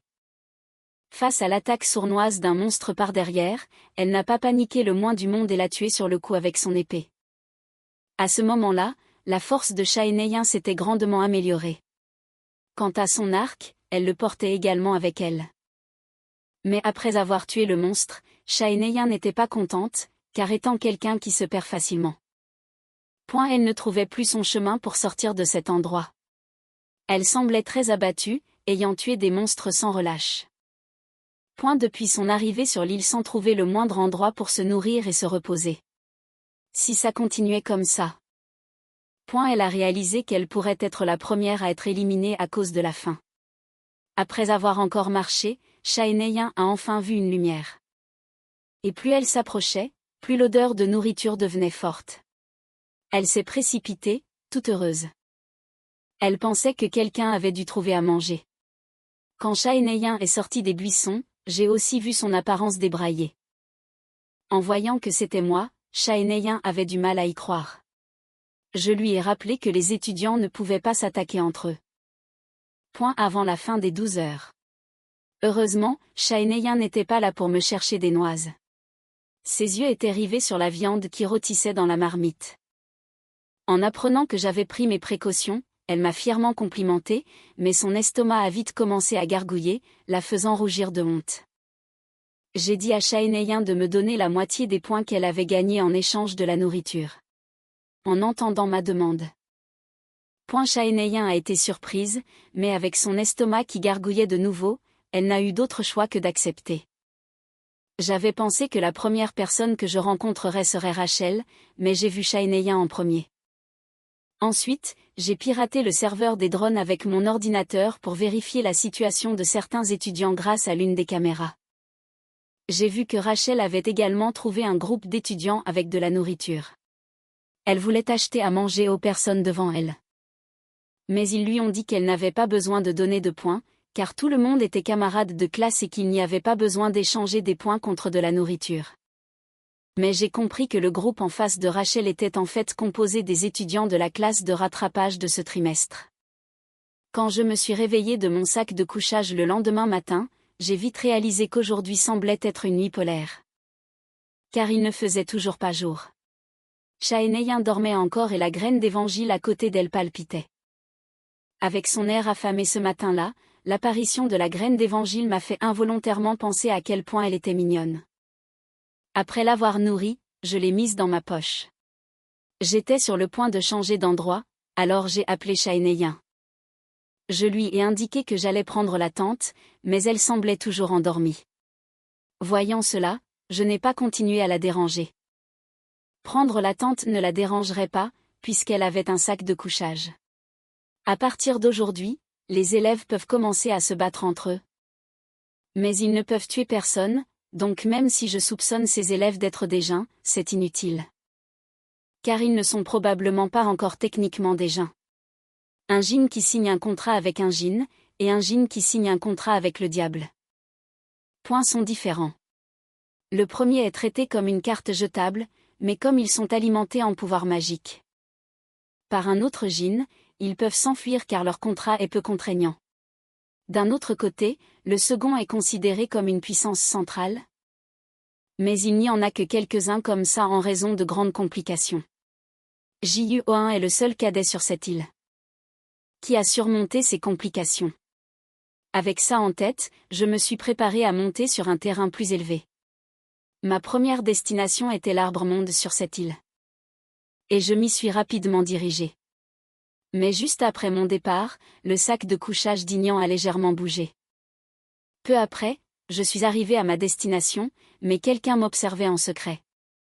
Juste au moment où il s'apprêtait à passer à l'action, Yona les a arrêtés. Elle a averti sa coéquipière Rose de ne pas me provoquer. La fille à côté d'elle était stupéfaite, car j'étais classée 934e. Yona a dit avec assurance. « Tu ne peux pas le battre. » Je me suis alors approchée de l'arbre-monde. En voyant la posture de saut que j'ai prise, Rose s'est demandé si j'avais vraiment l'intention de sauter jusque là-haut. Mais à peine y avait-elle pensé que même l'imposant arbre-monde pouvait être escaladé rapidement en utilisant le parcours. En voyant ça, Rose l'a finalement cru. Johanna lui a aussi rappelé de ne pas dire aux autres que qu'imagine est fort, parce que il pourrait rejoindre son groupe à l'avenir. En entendant cela, Rose a tout de suite compris et a promis de garder le secret. À ce moment-là, Johanna a reçu un message. La personne qui l'a contactée était Seo Eugene. Peu après, Johanna a emmené Rose et elles sont parties. Quant à moi, après avoir grimpé jusqu'au milieu de l'arbre-monde, j'ai activé mon œil des milieux pour observer. Après avoir observé un moment, j'ai soudainement repéré quelqu'un. Je suis resté fixé sur eux un instant et j'ai rapidement compris comment m'occuper des élèves de la classe de rattrapage. J'ai ensuite gravé un contenu spécifique et des coordonnées sur une branche. Et je l'ai lancé avec force. J'ai imprégné la branche du pouvoir du mana du stigmate, et elle a rapidement atterri avec précision sur le sol. La personne était Shine Jomak. Il a ramassé la branche et s'est rapidement retourné pour voir qui l'avait lancée. Malheureusement, à une telle distance, il était impossible pour Shine Jomak de le découvrir. Ensuite, tout ce que j'avais à faire, c'était d'attendre tranquillement que les choses se déroulent. Pendant ce temps, de retour à mon ancien camp, Shenayun, confirmant que j'étais parti, est finalement sortie du sac de couchage. Il s'est avéré qu'elle venait de se réveiller, mais elle a cru à tort que mon commentaire sur le fait que c'était mignon la concernait. L'idée que je la trouve mignonne a fait rougir instantanément le visage de Shenayun. Bien qu'elle ait souvent été complimentée depuis son enfance, ça l'a intriguée que je dise de telles choses à quelqu'un qui dort. Shenayun ne comprenait pas ce que je manigançais. Elle a pensé qu'un chat ou un chien errant était peut-être entré dans la tente, ou alors que je me complimentais moi-même. Mais en écartant ces possibilités, elle a vraiment cru que mon commentaire lui était adressé. Si c'était le cas, Shenayun ne savait pas quoi faire. Le temps a passé, et Rachel et le groupe d'élèves en rattrapage avaient déjà commencé à explorer lentement la forêt. Mais maintenant, elle se sentait de plus en plus mal à l'aise. Depuis la nuit dernière, elle se déplaçait avec Juyohan et son groupe. Bien qu'ils aient partagé de la nourriture avec elle sans avoir besoin de points et qu'ils aient pris soin d'elle à chaque instant, il y avait quelque chose d'étrange à voyager avec eux. Rachel trouvait ses élèves en rattrapage très bizarres. Contrairement aux autres élèves, qui travaillaient dur pour gagner des points, les élèves en rattrapage n'avaient aucune intention d'en gagner. Et ils la surveillaient discrètement de temps en temps. Rachel sentait que plus que les points, ils semblaient s'intéresser à elle. Ses soupçons ont fait réaliser à Rachel qu'elle devait trouver une occasion de partir. Alors qu'elle y réfléchissait, Juyohan l'a soudainement interpellée, disant qu'il avait trouvé un grizzly valant 10 points et qu'il voulait l'aide de Rachel pour l'attraper. En entendant cela, Rachel a accepté, pensant que l'aider dans cette tâche créerait naturellement une occasion pour elle de s'en aller. Il n'avait pas marché longtemps quand Juyohan a désigné un gros ours devant eux. Mais quand Rachel a regardé, ce qui se tenait au bord de la falaise était clairement un djinn, tout comme pendant les examens de mi-semestre. Quant à Juyohan, il a continué à feindre l'ignorance. se demandant avec perplexité pourquoi l'autre ne semblait pas être un examinateur. Remarquant l'intention meurtrière du Jin, Rachel a poussé Ju-Yohan. Et bien sûr, la seconde suivante, l'attaque du Jin est arrivée rapidement. Elle a demandé à Ju-Yohan comment il allait, mais il a fait semblant d'être gravement blessé et a crié « Jin » de terreur. Puis il s'est immédiatement enfui. En voyant ça, Rachel était désemparée. Un si mauvais jeu d'acteur était insupportable à regarder. Et maintenant, elle comprenait pourquoi ce groupe semblait si suspect. Des élèves du cube aidant réellement un Jin. Rachel a déclaré froidement qu'elle avait mal jugé le Jin en face d'elle, puis a immédiatement attaqué. Et l'instant d'après, des pics de roches ont surgi rapidement vers Rachel. Elle a vite esquivé, et le Jin a profité de la poussière pour attaquer. Bien que la puissance de destruction de l'adversaire soit énorme, Rachel savait qu'elle pouvait s'en sortir et a immédiatement lancé une contre-attaque féroce. Dans le combat rapproché qui a suivi, Rachel a trouvé une ouverture chez le Jin, mais juste au moment où elle s'apprêtait à frapper. Elle s'est rendue compte que son pied était bloqué, l'empêchant de bouger. Un autre Jin est apparu derrière elle, la prenant en tenaille. Rachel savait qu'elle ne pourrait probablement pas esquiver cette fois-ci. Juste au moment où le nouveau Jin passait à l'action, le ciel a été traversé par une lumière rapide. La seconde d'après, une balle a transpercé le Jin sur place. En voyant le Jin s'effondrer soudainement, Rachel ne comprenait pas ce qui venait de se passer. La mort de son compagnon a rendu fou de rage le Jin combattant, qui a alors déchaîné toute sa puissance magique pour tenter de tuer Rachel. À ce moment-là, le son clair d'une épée dégainée a retenti. C'était Kim So-ho, arrivé juste à temps. Il a bloqué l'attaque du Jin tout en criant à Shen-Yang d'agir. Le Jin s'est précipitamment retourné. Mais la flèche chargée de Shen-Yang avait déjà été tirée et a touché le Jin, trop rapide pour qu'il puisse l'esquiver. En voyant que c'étaient ses camarades de la classe vérité qui étaient arrivés, Rachel a finalement poussé un soupir de soulagement. Shen-Ayun et les autres se sont précipités en entendant le bruit du combat. Heureusement, Rachel n'était pas gravement blessée. Elle était très reconnaissante de l'aide de ses camarades. Kim So-ho a vérifié la falaise et a découvert que l'adversaire n'était pas mort. Au lieu de ça, il s'était échappé en descendant le long de la paroi. Juste avant d'être touché par la flèche. À ce moment, Kim So-ho a suggéré à Rachel de se joindre à eux. Ils pourraient se séparer après avoir quitté la zone. Peu après, le groupe est parti, mais alors qu'il commençait à peine à bouger. Rachel a remarqué quelque chose par terre. Curieuse, elle a baissé les yeux et a trouvé une balle de gros calibre enfoncée dans la boue. Rachel l'a ramassée. La présence de cette balle sur le lieu du combat l'a rendue perplexe. Elle se demandait si l'attaque initiale n'avait pas été lancée par Shen-Ayun. Pendant ce temps, j'observais Ju-Yohan qui s'enfuyait. Considérant que quelqu'un d'autre s'occuperait de lui, je ne suis pas intervenu directement. Peu de temps après, ils ont trouvé un endroit pour se reposer. Pendant ce temps, en entendant Kim So-ho demander si Shen-Yang avait décidé d'apporter une épée au combat. Shen-Yang a rapidement expliqué que l'épée n'était qu'une arme secondaire. Les finales sont importantes après tout. Compter uniquement sur un arc rend les choses trop difficiles. Quant à Rachel, elle réfléchissait toujours à l'origine de la balle. Elle avait une théorie, mais elle ne comprenait pas comment Kim Jin avait su qu'elle était en danger. Et pourquoi il viendrait l'aider. Plus important encore, il l'avait aidée sans se montrer. Mais alors qu'elle pensait à tout ça. Le fil de ses pensées a été interrompu par une voix. Shen-Yang a dit que comme elle et Kim So-ho n'avaient pas de coéquipier. Tout le monde pourrait collaborer. Cependant, Rachel a refusé. Elle s'est excusée, puis s'est levée pour partir. Kim So-ho lui a suggéré de rester plus longtemps, disant qu'il était dangereux de sortir seule en ce moment. Mais Rachel a quand même décidé de partir. Elle devait retrouver quelqu'un. Au même moment, de mon côté, je venais de finir de chasser quelques monstres. Avec les points donnés par Shen-Ayun, j'avais déjà 22 points. Mais pour être sûr, il m'en faudrait probablement 50 de plus. Pour réussir l'examen sans problème. Si je devais me contenter de tuer des monstres, ça prendrait beaucoup de temps. Alors que je réfléchissais à ça, j'ai levé les yeux et j'ai été surpris. La capitaine, déguisée en Seo Eun-jin. Point m'avait trouvé. Je n'ai pas pu m'empêcher de penser qu'elle était peut-être là pour se battre. Mais comment pourrais-je bien faire le poids contre elle? Cependant, en pensant que la capitaine était probablement juste là pour observer, je me suis calmée.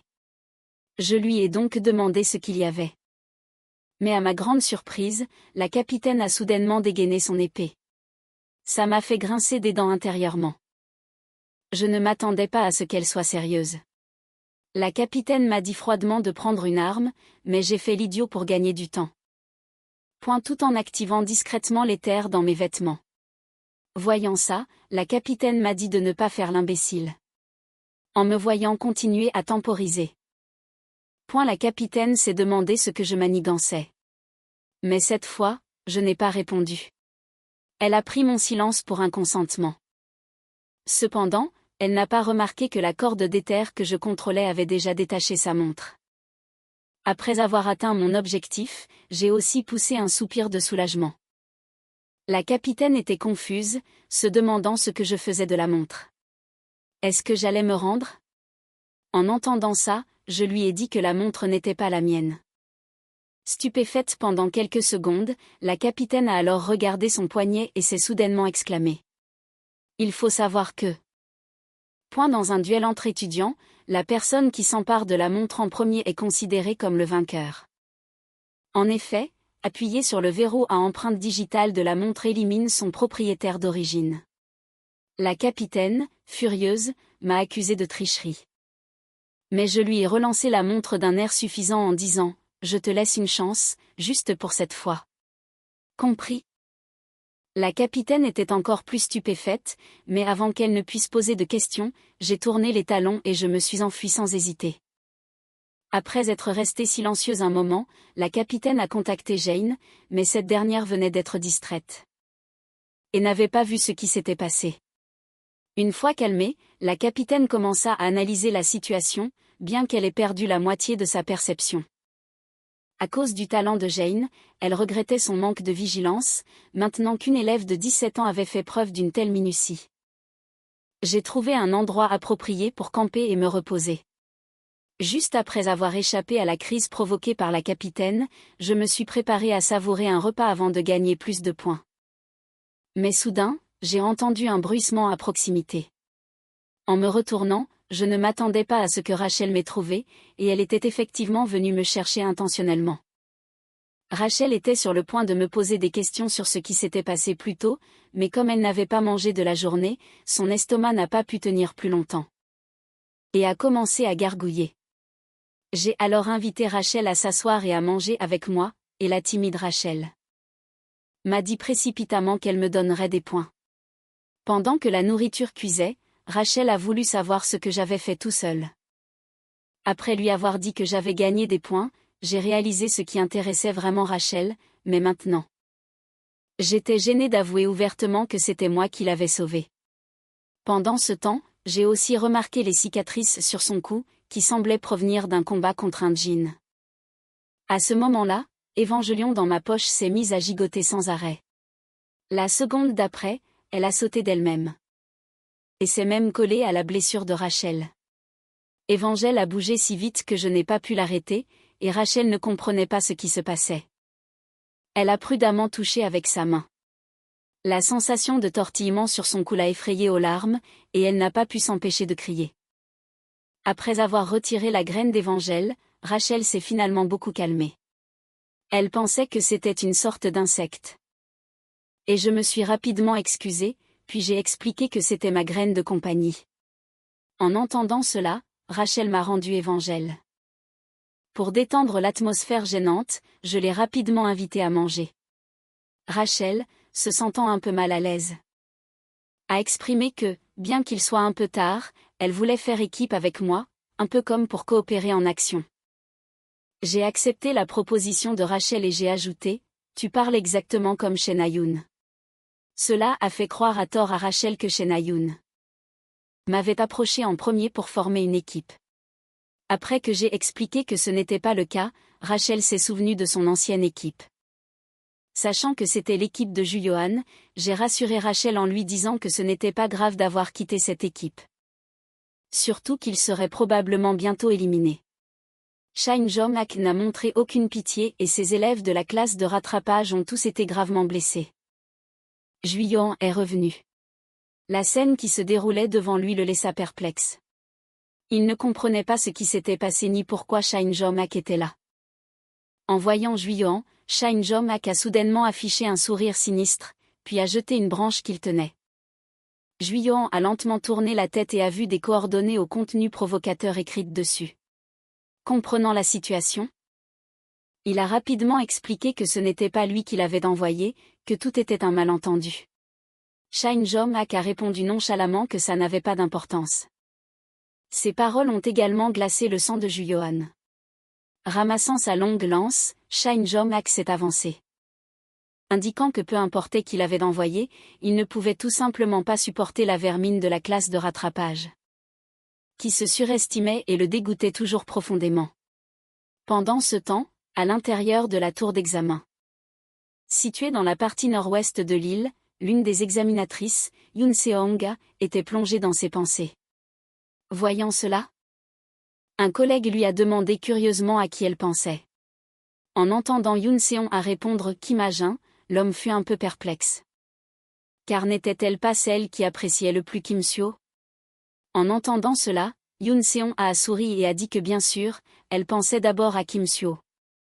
Cependant, elle avait récemment obtenu un rapport, et l'évaluation de Yona sur Kim Ha-jin était plus spéciale que celle de Kim Seo. Même l'incident précédent avec le djinn impliquant le mana de lumière. Yoon Seong se fichait de savoir si le rapport était vrai ou non. Saisir cette opportunité pour mieux connaître Kim Ha-jin semblait être une bonne idée. Son collègue était curieux de savoir comment elle comptait vérifier ses capacités. Pour toute réponse, elle a pointé son badge, indiquant que c'était l'appât parfait. Le lendemain matin, Rachel est restée seule au camp. Elle était maintenant certaine que c'était moi qui l'avais protégée. Mais elle ne comprenait pas pourquoi je ne l'avais pas admis, et était encore plus curieuse de savoir comment j'avais su qu'elle était en danger. Quant à l'embuscade d'aujourd'hui, Rachel savait qu'elle avait été organisée par Lancaster. En pensant à cela, son cœur s'alourdit. Et une pensée terrible lui vint à l'esprit. De mon côté, je chassais continuellement. Le butin d'aujourd'hui avait pratiquement atteint mes attentes. Rachel était censée m'accompagner, mais elle ne se sentait pas bien ce matin-là. Heureusement, après lui avoir donné un peu de viande, elle a retrouvé un peu d'énergie et pourrait probablement bientôt se joindre à la chasse. C'est alors qu'une lumière clignotante à proximité a attiré mon attention. J'ai immédiatement écarté les arbres et me suis dirigé sur la pointe des pieds vers la source de lumière. De manière inattendue, derrière cette parcelle de forêt, il y avait un immense lac. J'ai estimé qu'il pourrait y avoir des monstres à points élevés à l'intérieur, peut-être des crocodiles. Pour avoir une vue claire à l'intérieur, j'ai utilisé le stigmate pour conjurer une sphère de lumière. En l'éclairant simplement à la surface du lac, aucun monstre ne pourrait se cacher. Mais une voix derrière moi m'a fait sursauter. Après avoir questionné à voix haute sans obtenir de réponse, j'ai compris que cette personne devait me suivre depuis longtemps et était très douée pour se cacher. Cependant, comme je les avais détectés avec l'œil des 1000 lieues, toute compétence d'invisibilité laisserait des traces. Mais en reconnaissant la personne, j'ai réalisé que c'était quelqu'un que je connaissais. J'ai tiré un coup de feu juste à côté d'elle. Surprise, Shaeneyin s'est rapidement relevée, visiblement prête à se mettre en colère. J'ai pris les devants pour la confronter, voulant savoir pourquoi elle me suivait. Shaeneyin s'est empressée de nier. Mais j'ai continué à insister, si ce n'était pas le cas, que faisait-elle ici? Face à cela, Shaeneyin bégayait, incapable de parler clairement. Elle a alors changé de sujet, me demandant ce que j'avais jeté dans l'eau.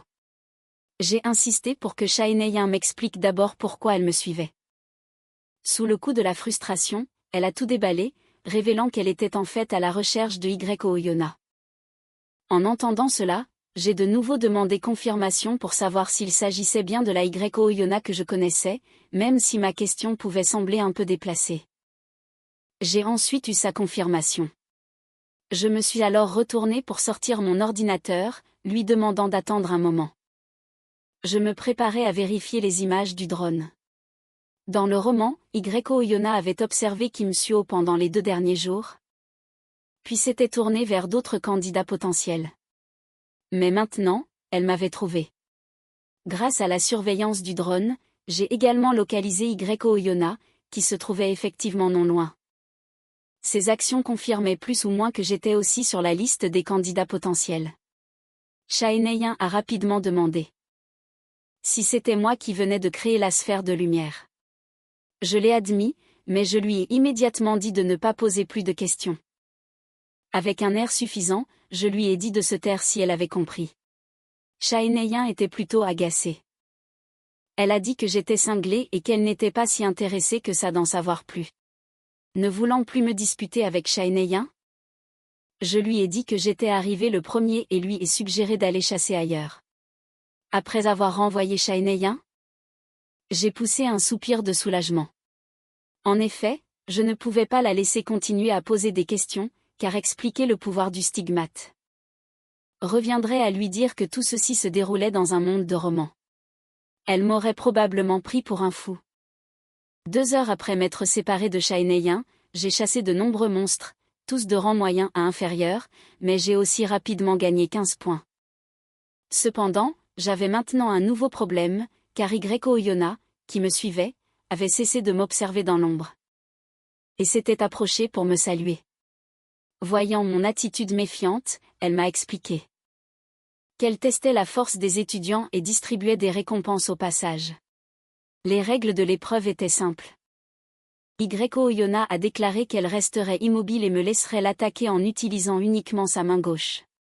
Si je parvenais à toucher efficacement n'importe quelle partie de son corps, autre que sa main gauche, ou à la faire bouger les pieds, elle me donnerait un badge d'examinateur d'une valeur de 200 points. Cette offre alléchante ne semblait pas difficile. Et c'était en effet très tentant pour un étudiant. Bien que l'adversaire soit la célèbre héroïne Yoko Oyona, obtenir ce badge garantirait presque la première place. Yoko Oyona voulait savoir si j'allais tenter ma chance ou abandonner. À ces mots, j'ai lentement déplacé ma main vers mon pistolet. Avec une telle chance de gagner un grand nombre de points? Comment aurais-je pu laisser passer ça? La seconde d'après, j'ai tiré sans hésiter, mais Yoko Oyona a simplement agité la main et la balle est tombée au sol. Ce tir lui a aussi fait réaliser que j'avais vraiment de la force.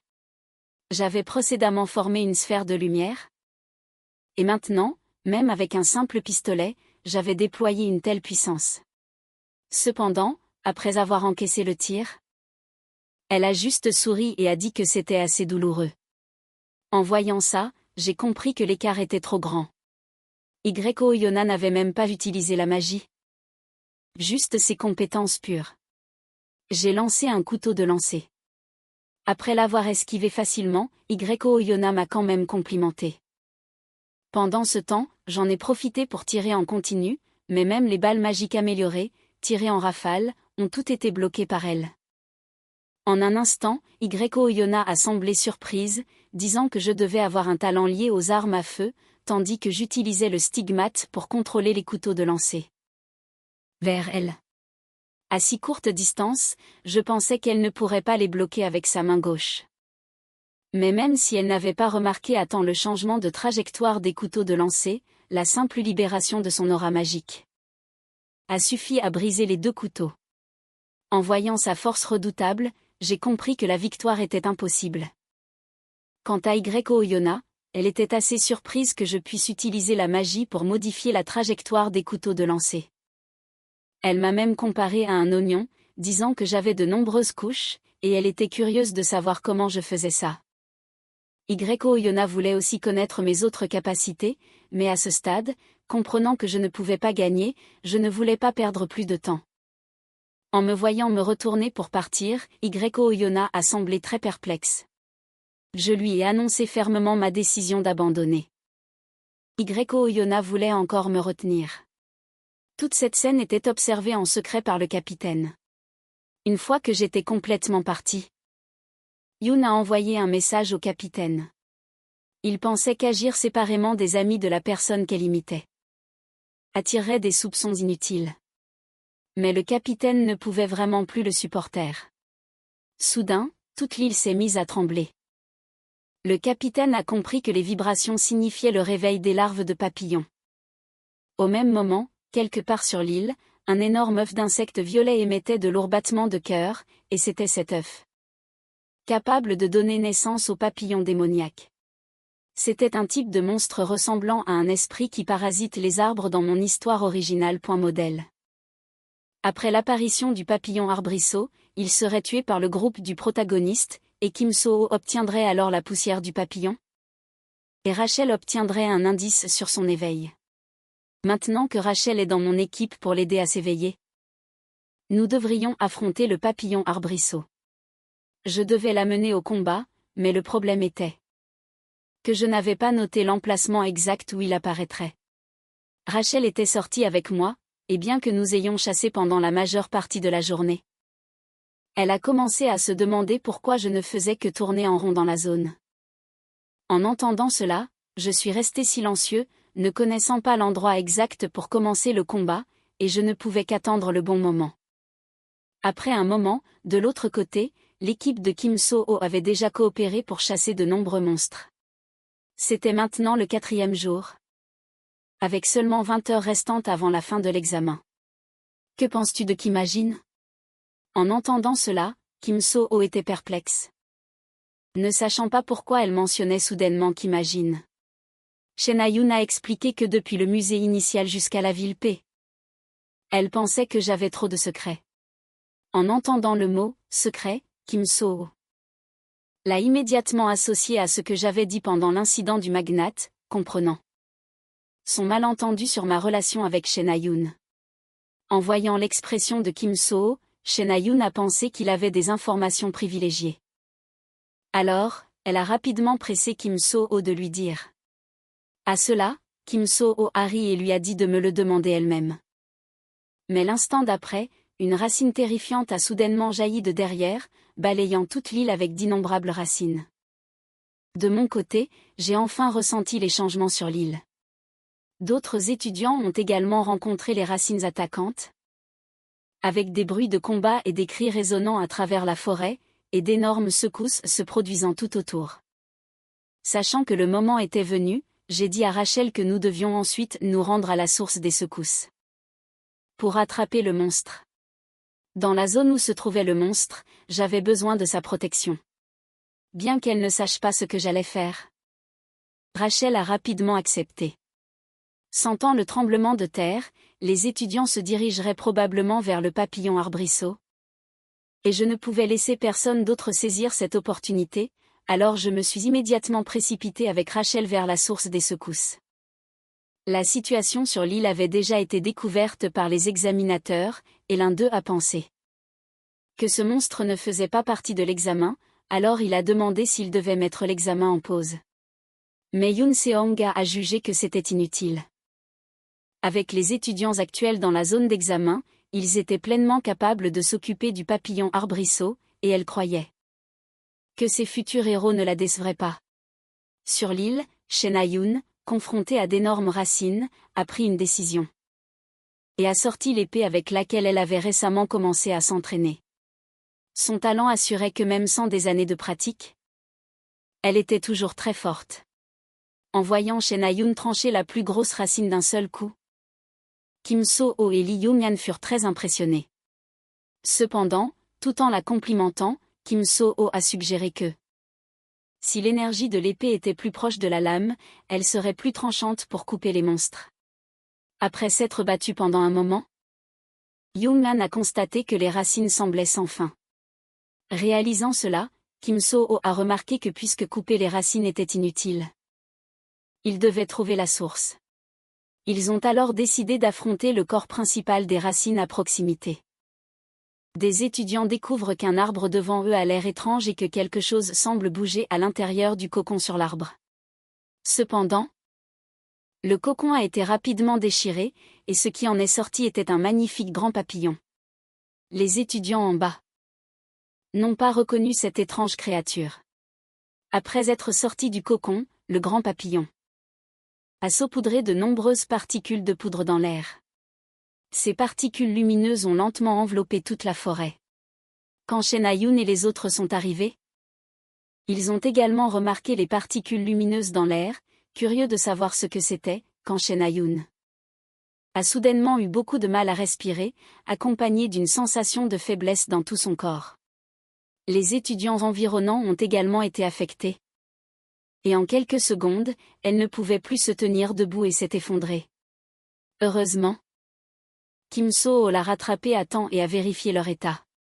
Il a découvert qu'ils étaient seulement endormis, ne montrant aucun signe d'empoisonnement. Il avait également retenu sa respiration à temps après avoir senti que quelque chose n'allait pas, ce qui l'a épargné des effets.